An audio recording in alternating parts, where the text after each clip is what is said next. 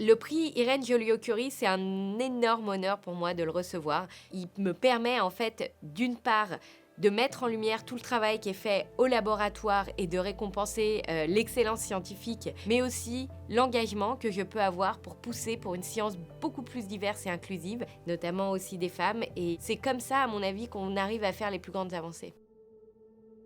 Ma plus grande fierté en tant que chercheuse, c'est mon laboratoire. Je travaille sur comment les bactéries se défendent contre leurs virus.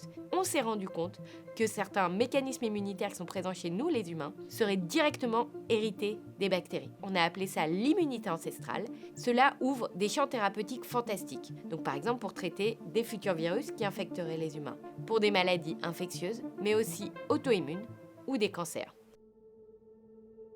Dans ma vie, j'ai tout un tas de modèles, mais moi, c'est vraiment les gens avec qui je fais des choses et qui sont au même niveau de carrière que moi, qui ont toujours été une force et une énergie incroyable pour moi pour imaginer des nouvelles choses. Et ça, je pense que toute ma carrière, ça a été quelque chose de très important.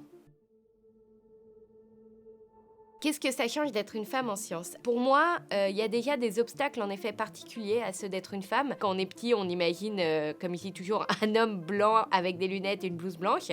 Donc, quand on s'identifie pas du tout à ce genre de choses, en effet, on commence très tôt, je pense, à se poser des questions de pourquoi on fait de la science, est-ce qu'on ne devrait pas faire autre chose ? Moi, je me sentais pas assez bonne pour faire de la science, pas du tout. Moi, j'avais l'impression d'être une ovni, de rien avoir à faire là, et qu'on m'autorisait un peu à être là et à faire du joue, mais que c'était pas ma place. Ce fameux syndrome de l'imposteur. Et donc, pour moi, ne pas se sentir à sa place, c'est évidemment un obstacle.